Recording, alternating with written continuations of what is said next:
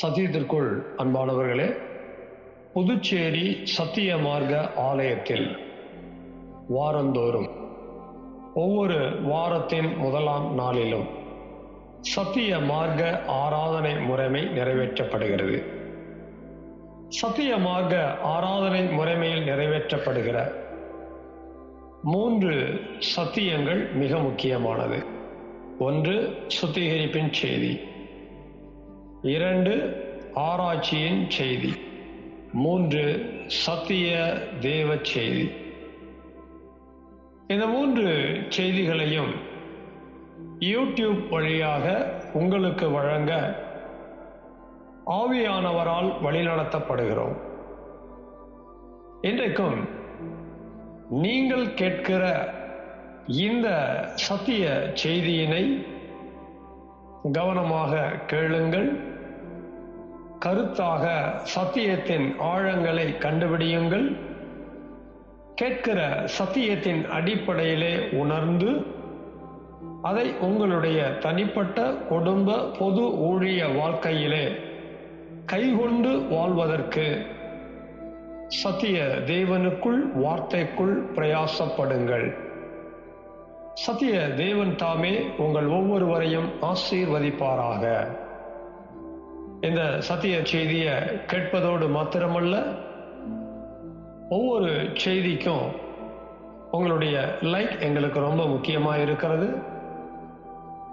அதுபோல உங்களுடைய கமெண்ட்ஸ் எங்களுக்கு தேவையாக இருக்கிறது.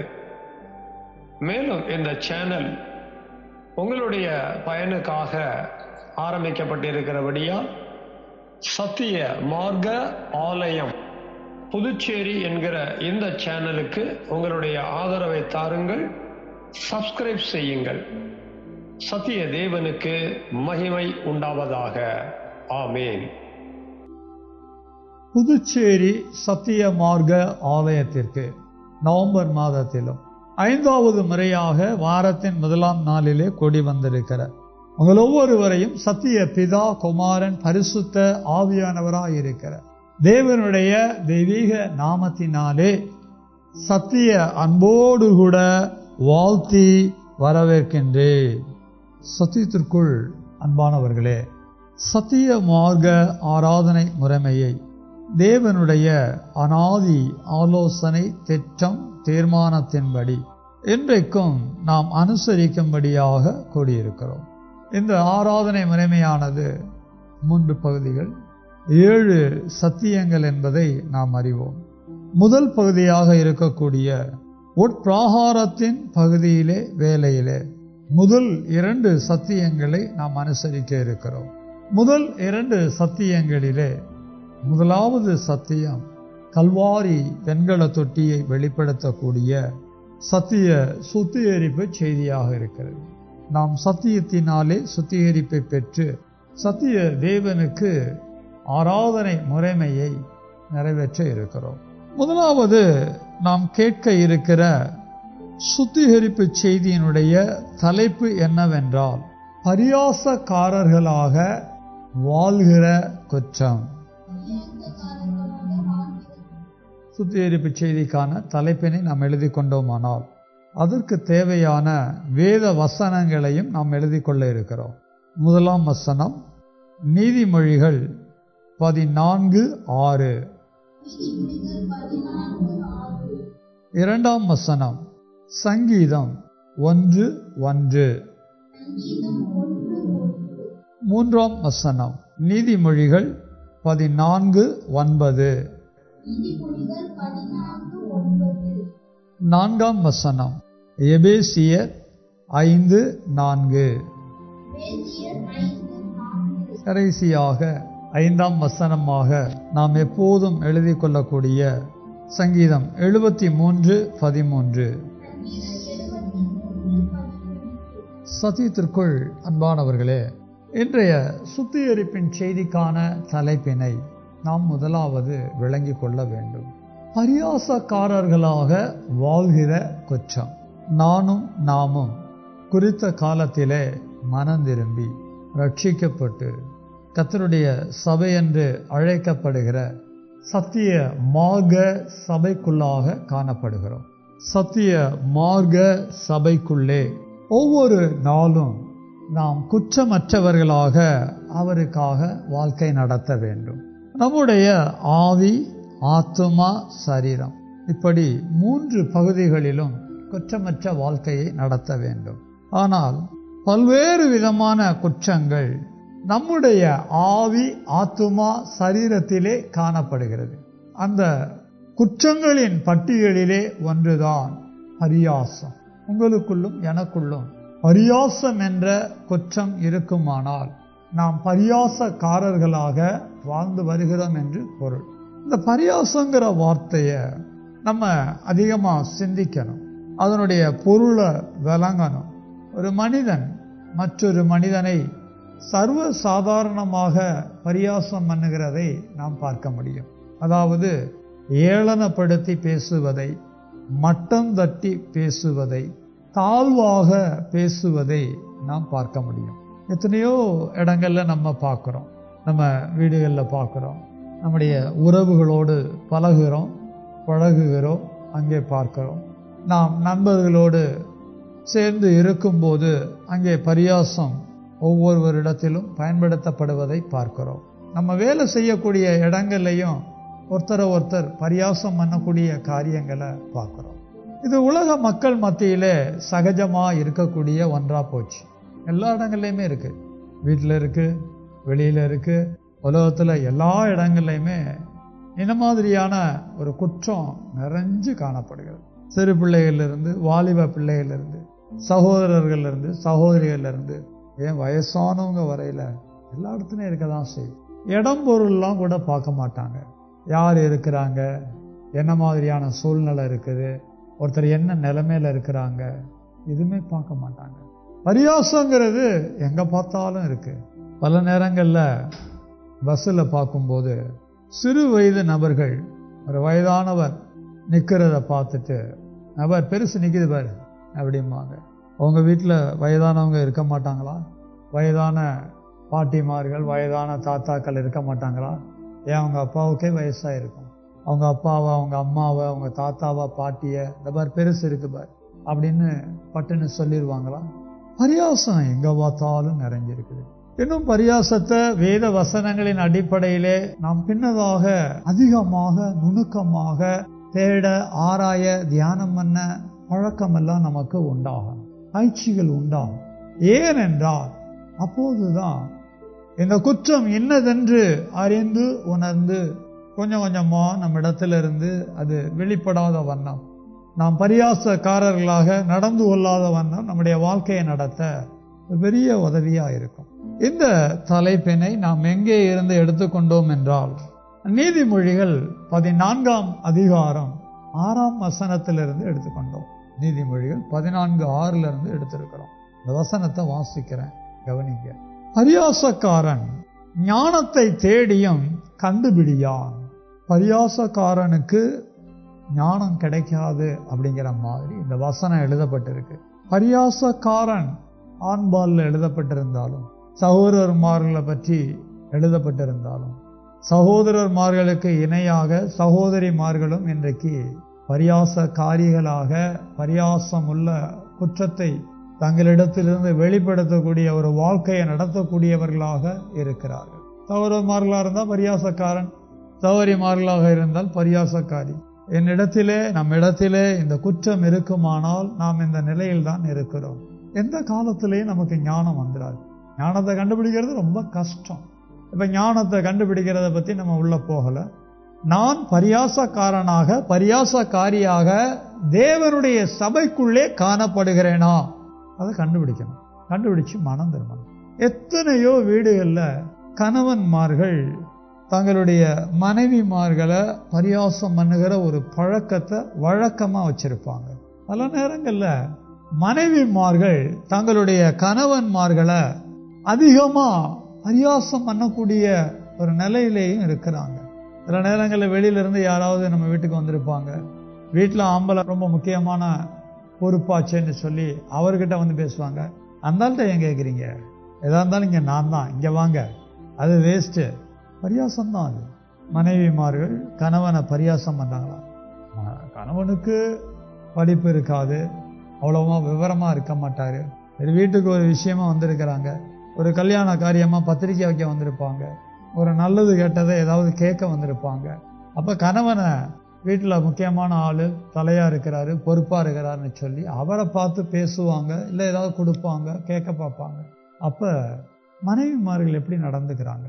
கணவனுக்கு ஒன்றுமே தெரியாமல் இருக்கட்டும், வெளியிருந்து வந்தவங்க முன்னால் கணவனை மட்டம் தட்டி ஏளனப்படுத்தி தாழ்வா பேசக்கூடியதெல்லாம் அதில் பரியாசம் இல்லையா? மற்றவங்க முன்னால் கணவனை விட்டு கொடுக்காம, அவர் ஏதோ ஒரு யோசனையில் இருக்கிறாருங்க, நீங்கள் கேட்டது நான் சொல்கிறேங்க, எவ்வளோ விவரமாக இருக்கணும். ஆண்களும் சரி பெண்களும் சரி எல்லாரும் பல நேரங்களில் பரியாசத்துக்கு இடம் கொடுக்கிறவங்களா இருக்கிறோம். காரணம் என்ன அப்படின்னா, பரியாசங்கிற குற்றம் நமக்குள்ள ஆவியில் இருக்கு, ஆத்துமால இருக்கு, சரீரத்தில் இருக்கு. இது எங்க அதிகமா நமக்குள்ள பெருகும் அல்லது வளர்ச்சி அடையும் அப்படின்னா, விளக்குல இருக்கிற திரியை தூண்டி விடுற மாதிரியான காரியங்கள் நடக்கும். அப்படின்னா சங்கீதம் 1:1 வாசிக்கிறேன், கவனிங்க. அதன் மூலமா அதை விளங்கிக்க முடியும். துன்மார்க்கருடைய ஆலோசனையில் நடவாமலும் பாவிகளுடைய வழியில் நில்லாமலும் பரியாசக்காரர் உட்காரும் இடத்தில் உட்காராமலும். இன்னைக்கு பொது இடங்கள்ல பார்த்தீங்க அப்படின்னா 2 பேர் ஒன்னா கூடிட்டாங்கன்னாவே போச்சோம். என்னப்பா அவனை காணோம், இப்போ எதுக்கு அவனை கேட்குற? நம்ம தானே அந்த வேலையை போகிறோம். சரிப்பா அவனையும் கூட்டிகிட்டு போகலாம், அவன் வேஸ்ட்டு, அவன் இதுக்கெல்லாம் லாய்க்கு இல்லை, நம்ம போகலாம் வா. அந்த நேரம் அந்த நபரும் வந்துடுவார். சரி ஒரு உப்புக்கு சப்பானி நமக்கு வேணுமா இல்லையா, தொலையிட்டு வா, வாடா போலாம் வா அப்படிம்பாங்க. பொது இடங்களில் 2 பேர் 3 பேர் கூடிட்டாங்கன்னாவே போதும், ஒருத்தட்ட இருந்து எல்லாரும் அந்த பரியாசங்கிற வேலையை பண்ண ஆரம்பிச்சிருவாங்க. நீங்க மற்றவங்களை பரியாசம் பண்ணாத ஒரு நிலையில அல்லது பண்ணக்கூடாத ஒரு உணர்வுல இருந்தா கூட, பரியாசம் பண்ணக்கூடிய ஆட்கள் இருக்கிற இடத்துல நீங்க இருந்தீங்கன்னா, உங்க மனது பலவீனமா இருந்ததுன்னா, உங்க ஆவி பலவீனமா இருந்துச்சு அப்படின்னா, கொஞ்ச நேரத்துல நீங்களும் அந்த பரியாசம் பண்றவங்க இடத்துல உட்கார்ந்து இருந்தீங்கன்னா, அவங்க பரியாசம் பண்ற மாதிரியே நீங்களும் பரியாசம் பண்ண ஆரம்பிச்சிருவீங்க. உங்களுக்கே தெரியாது. ஆமாண்டா, அன்னைக்கு ஒரு நாள் அவனை அப்படிதான் கூப்பிட்டு போனேன், அவனை ஏதோ பெருசா நினைச்சேன், வேஸ்டியா ஒன்றும் இல்லையா, சொல்ற மாதிரி உப்புக்கு சப்பானி தான், வாடா வாடா வா கூட்டு போலாம். பரியாசம் பண்ணவன் இன்னொருத்தன் அவன் கூட அவன் இருந்ததுனால இவனும் அப்படி அதே மாதிரி பரியாசத்தை செய்ய ஆரம்பிச்சிடும். சங்கீதம் 1:1 நமக்கு என்ன சொல்லுது அப்படின்னா, பரியாசக்காரர் எங்கெல்லாம் உட்கார்ந்து இருக்கிறாங்களோ அந்த இடத்த விட்டு கிளம்பிடணும், அதெல்லாம் இருக்கக்கூடாது. அது எவ்வளோ பெரிய ஆட்களாக இருந்தாலும் சரி, அல்லது எவ்வளோ முக்கியமான ஆட்களாக இருந்தாலும் சரி, அங்கே பரியாசம் பண்ணக்கூடிய, பரியாசங்கிற குற்றத்தை வெளிப்படுத்தக்கூடிய ஒரு காரியத்தில் ஈடுபட்டு இருந்தாங்க அப்படின்னா அங்கிருந்து எந்திரிச்சிடணும், அந்த இடத்த விட்டு விலகிடணும். பரியாசக்காரர் உட்கார்ந்து இருக்கக்கூடிய இடத்துல நம்ம இருந்தோம் அப்படின்னா அவங்க பண்ற பரியாசத்துக்கு உடன்படக்கூடியவர்களா மாறிடுவோம். நம்ம பரியாசக்காரர்களா மாறிடுவோம். நல்லா விளங்கணும். பரியாசம் என்ற ஒரு குற்றம் நம்ம ஆவியில மீறுதலா இருக்கு, ஆத்துமால அக்கிரமமா இருக்கு, சரீரத்துல பாவமா இருக்கு. பரியாசம் பண்ணக்கூடியவங்க உட்கார்ந்து இருக்கிற இடத்துல நாமும் உட்கார்ந்து இருந்தோம் அப்படின்னா அது நமக்குள்ள இருந்து மீறுதலா, அக்கிரமமா, பாவமா வெளிப்பட ஆரம்பிச்சிடும். அப்படிப்பட்ட இடத்துல உட்காரக்கூடாது. நமக்குள்ள இருக்கிற பரியாசம் இன்னும் தூண்டப்படும். ஒருத்தரை பரியாசம் பண்ணும்போது பரியாசம் பண்ணுகிற நபர் தன்னை பெரிய ஆள் மாதிரி காட்டிக்குவாரு. பரியாசம் பண்ணப்படுகிற நபர் ஒரு சின்ன நபர் மாதிரி, ஒரு கீழ்த்தரமான நிலைக்கு தள்ளப்படுற மாதிரி இருப்பாரு. அந்த இடத்துல நம்ம இருந்தோம் அப்படின்னா நம்மளும் அவரை பரியாசம் பண்ண ஆரம்பிச்சிருவோம், நம்மளையும் நம்ம ரொம்ப பெருசா நினைக்க ஆரம்பிச்சிருவோம். பரியாசங்கிறது ஒரு பெரிய குற்றம். ஒரு காலத்திலையும் பரியாசம் பண்ற வாழ்க்கை பண்ணிடக்கூடாது. பரியாசம் பண்ணக்கூடியவங்க இருக்கிற இடத்துல உட்காரவும் கூடாது, ஜாக்கிரதையா இருக்கணும். அடுத்த வசனம் நீதிமொழிகள் 14:9. மூடர் பாவத்தை குறித்து பரியாசம் பண்ணுகிறார்கள். யாரு பரியாசம் பண்ணுவாங்க அப்படின்னா, எப்படியெல்லாம் பரியாசம் பண்ணுவாங்க அப்படின்னா, வசனங்களை கவனிச்சு பார்க்கும்போது மூடர் இந்த வேலைய ரொம்ப எளிதா செய்வாங்கன்னு எழுதி இருக்கு. கொஞ்சம் ஆழமான வசனம் அது, இதை சரியா நம்ம விளங்கிக்கணும். மூடர் மனிதனை பரியாசம் பண்ற மாதிரி இங்க எழுதல, பாவத்தை குறித்து பரியாசம் பண்ணுகிறார்கள். மூடருடைய செயல்பாடு எந்த மாதிரியெல்லாம் இருக்குங்கிறத கவனிக்கணும். பரியாசம் பலவிதம் இருக்கு.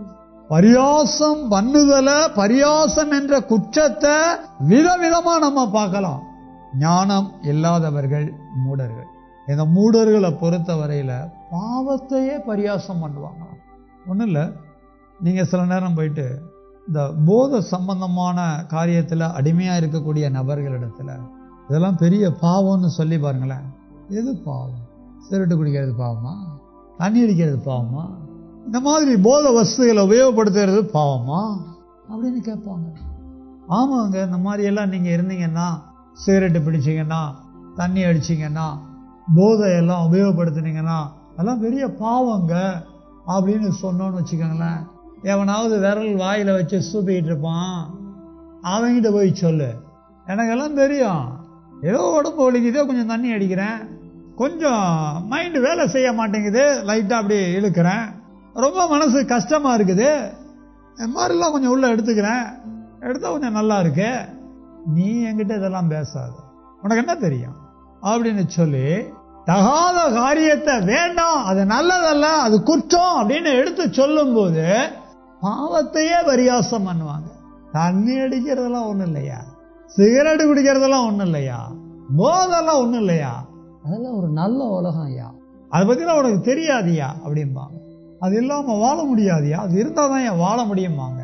பாவத்தை குறித்து நல்ல உணர்வு உண்டாகாம அது சார்ந்து பேசுவது பரியாசம். பாவத்தை குறித்து பரியாசம் பண்ணக்கூடிய அளவிற்கு நம்ம பலவீனமா பரியாசக்காரரா இருக்கிறோமா? இன்னைக்கு அதிகமா கண்டுபிடிக்க வேண்டியதும், அதிகமா சிந்திக்க வேண்டியதும், அதிகமா உணர வேண்டியதும் இருக்கு. எனக்கு எங்க பார்த்தாலும் பாவத்துக்கு முக்கியம் கொடுத்துட்டு பாவம் நல்லதுங்கிற மாதிரி, பாவத்தின் வழியா கடவுளையே அடையலாங்கிற மாதிரி எல்லாம் பேசுவாங்க. பாவத்தை குறித்து அதை ஞானம் போல பேசி அதை வைத்து பரியாசம் பண்ணுகிறவர்களாக இருப்பார்கள். பாவத்தை குறித்து பரியாசம் பண்ணுகிறவர்கள் ரொம்ப கவனமா விளங்கணும். இதை எப்படி ஆவிக்குரிய வட்டாரத்துல கிறிஸ்தவர்கள் மத்தியில கவனிச்சீங்க அப்படின்னா பல விதங்கள் இருக்கு. என்னங்க நீங்க ஊழியக்காரராச்சே, இப்படியெல்லாம் சில மது வஸ்தெல்லாம் எடுத்துக்கிறீங்களே அப்படின்னு அவங்க கிட்ட சொன்னோம்னு வச்சுங்களேன். நான் ஆராதனை நேரத்துல சுத்தமா இருப்பேன், அதெல்லாம் கரெக்டா இருப்பேன், ஆராதனை நேரத்துல பாத்தீங்கன்னா அதெல்லாம் எடுக்க மாட்டேன். ஏதோ ஒரு சந்தர்ப்பத்துல பார்த்துட்டு அதை உள்ள கொடுக்காம இருக்க முடியல, அதை எடுக்காம இருக்க முடியல. இல்லைங்க, கடவுளுடைய வேலைக்காரன் இல்ல, பைபிள்ல அதெல்லாம் இருக்குங்க, மதுபானம்லாம் இருக்குங்க, பைபிள்ல மதுபானம் இருக்குது, அது நீ குடிக்கலான்னு இருக்குதா, அதெல்லாம் பேசாதீங்க. வந்தீங்கன்னா வந்த வேலையை பார்த்துட்டு போவாங்க. ஏங்க நீங்க விசுவாசியா இருக்கிறீங்க, தண்ணி அடிக்கிறீங்க, நான் என்ன சர்ச்சில் தண்ணி அடிக்கிறேன், ஏதோ விசேஷ வீட்டில் தானே தண்ணி அடிக்கிறேன், அது எப்பமாவது தானே, ஏதோ ஒரு ஆத்திரம் அவசரம், ஏதோ ஒரு நேரத்துல ஒரு ஜாலிக்கு தானே அடிக்கிறேன், தண்ணி அடிச்சா ஒண்ணும் இல்லையா? எல்லாம் ஃபாதருங்களே பாத்தீங்கன்னா தனியா அடிப்பாங்க, பாஸ்டர்லாம் தனியா பண்ணுவாங்க. இதுல வேற அவங்கள சப்போர்ட்டுக்கு எடுத்துக்கிட்டு பாவத்தை குறித்து பரியாசமா பேசுறாங்க. அடிக்கலாம், இன்னும் வேற விதங்கள் எல்லாம் நிறைய இருக்குது. யோசிச்சு பாருங்க. பாவம் செய்யக்கூடாதுங்கிறத உணர்வு அடையாம, குற்றம் செய்யக்கூடாதுங்கிற உணர்வு அடையாம, குற்றம் செய்யலாங்கிற பேச்சை எடுத்து பேசுறாங்கல்ல, அது பரியாசம். கணவனை எடுத்து பேச வேண்டாம், மனைவிய உதாசீனப்படுத்தி பேச வேண்டாம் அப்படின்ன உடனே அதெல்லாம் நல்லதுங்கிற மாதிரி எடுத்து பேசுவாங்க பாருங்க, அதெல்லாம் பரியாசம் நிறைய இருக்கு. மூட மீறுதலை குறித்தும், மூட அக்கிரமத்தை குறித்தும், மூட பாவத்தை குறித்தும் பரியாச காரியங்களை வெளிப்படுத்துவாங்க. நீங்களும் நானும் எப்படிப்பட்ட வாழ்க்கையை நடத்தி கொண்டு இருக்கிறோம்? பரியாசம் பண்ணக்கூடிய மூடரா சபைக்குள்ள இருக்கிறோமா கண்டுபிடிக்கணும்.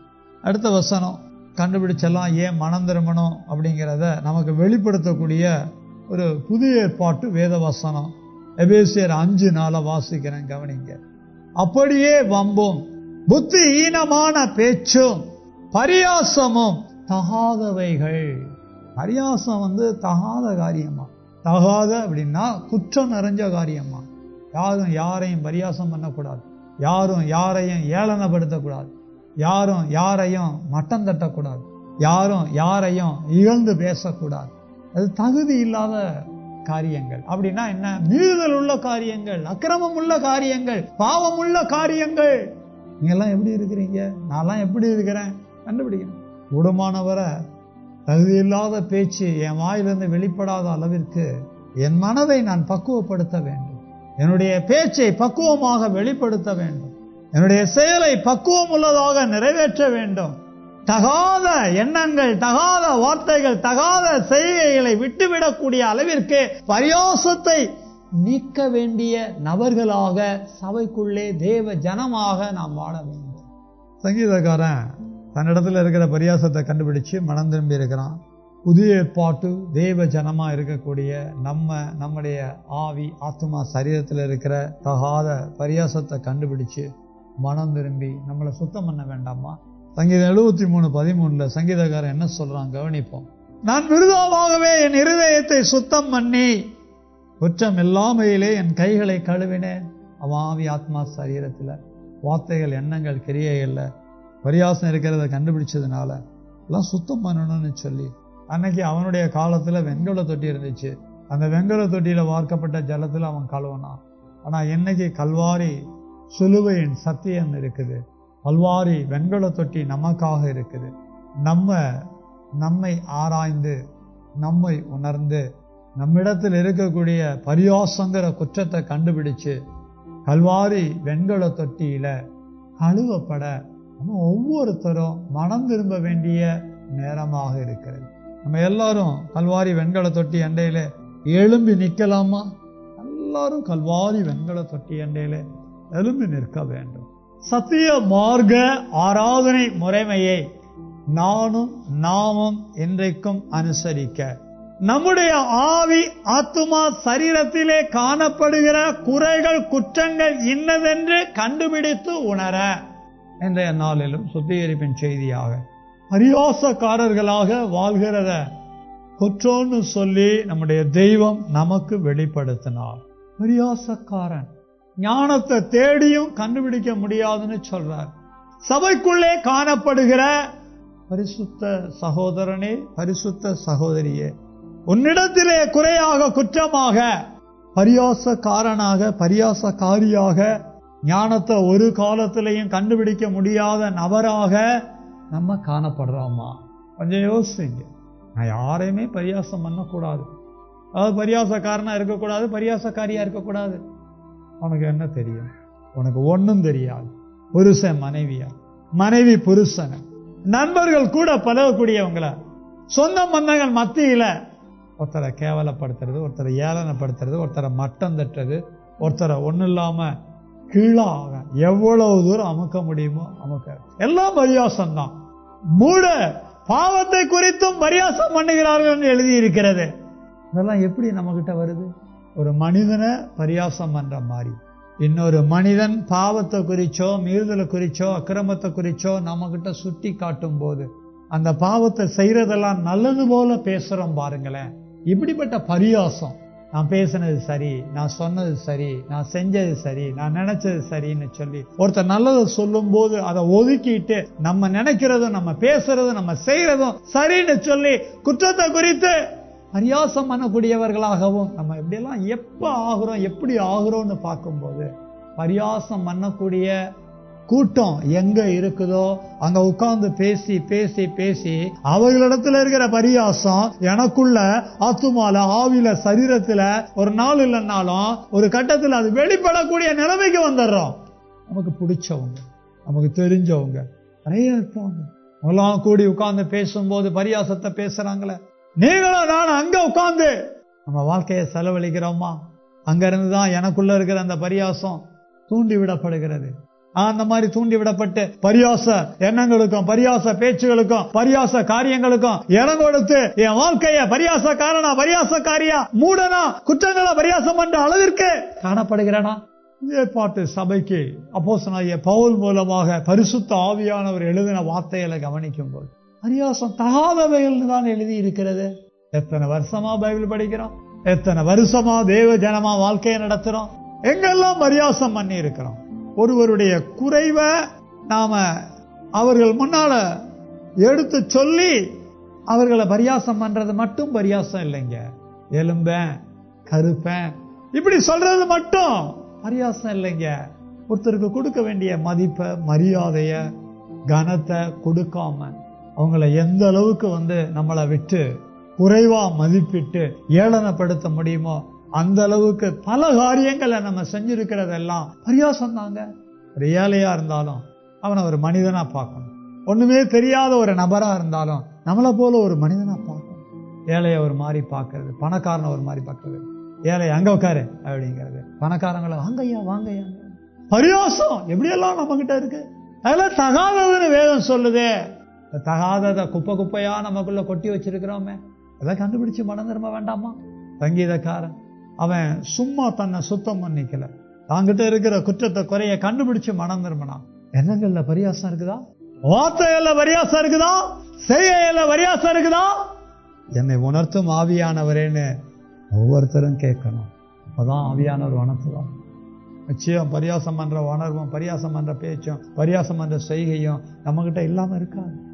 உணர்த்துவன்னு சொல்லி கேட்கணும். அப்படி உணர்த்துவன்னு சொல்லி கேட்டு மனம் திரும்ப ஆயுதமா இருக்கணும். கடந்த ஒரு வார காலமா நம்ம நம்முடைய வாழ்க்கையை நடத்தி இருக்கிறோம். கண்கள்ல இச்சையில் வந்திருக்கும், ஏவனத்துல பெருமை வந்திருக்கும், உடம்புல மாம்ச இச்சை வந்திருக்கும். என்கிட்ட இதெல்லாம் வரலன்னு சொல்லக்கூடாது, ஏதாவது வந்திருக்கும். வெளிப்படுத்தும். நான் உணர்ந்து மனம் திரும்பணும்னு கேட்கணும்.